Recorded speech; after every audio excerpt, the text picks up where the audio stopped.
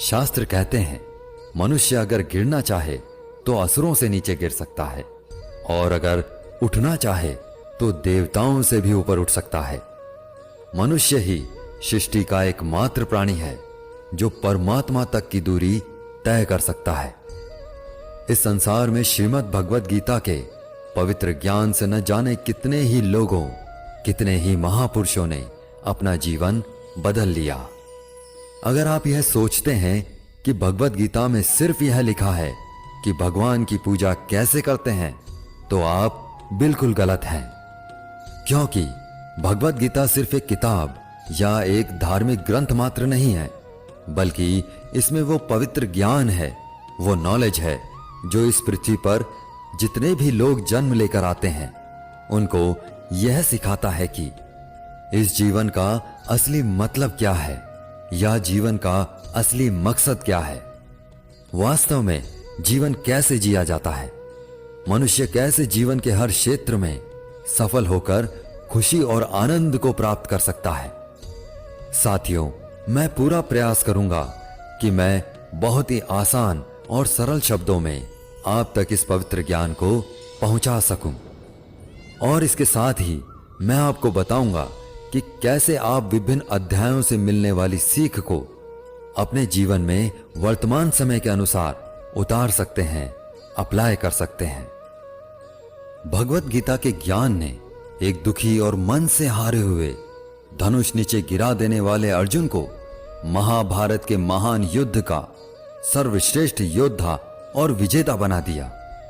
अगर आप भी अपने जीवन में किसी मकसद को लेकर आगे बढ़ रहे हैं तो मेरा यकीन मानिए कि आप भी अपनी जिंदगी की समस्याओं के जंग के मैदान के अर्जुन हो, और इसीलिए अपने जीवन की हर समस्या के समाधान के लिए इस पवित्र गीता ज्ञान को जानना आपके लिए बहुत ही आवश्यक है। आप चाहे कोई बिजनेसमैन हो, नेता या अभिनेता हो, गृहिणी हो या स्टूडेंट हो, या फिर किसी भी आयु वर्ग के क्यों ना हो, इस पवित्र ज्ञान में सभी की समस्याओं के समाधान और सभी के प्रश्नों के हल मौजूद हैं। तो ऐसा क्या है आखिर भगवत गीता में, और इसका मतलब क्या है?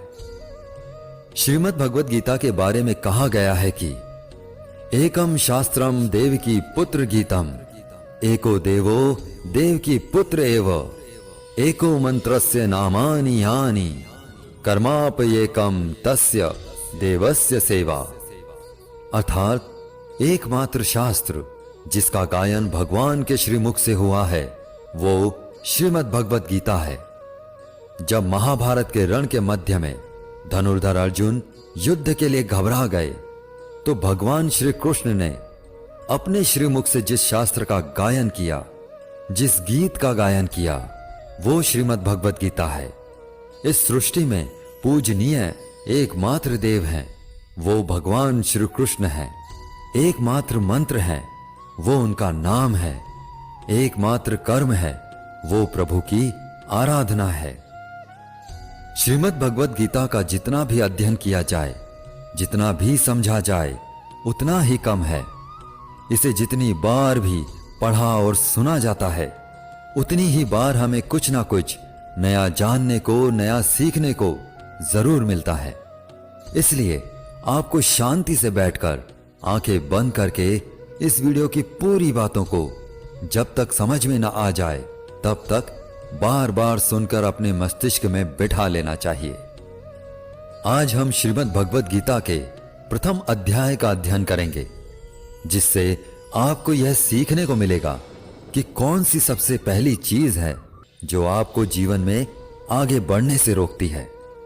भले ही आप में बहुत नॉलेज हो, आप में बहुत काबिलियत हो, लेकिन उस एक चीज की वजह से सही निर्णय या सही डिसीजन नहीं ले पाते हैं और अपने काम में सफल नहीं हो पाते हैं।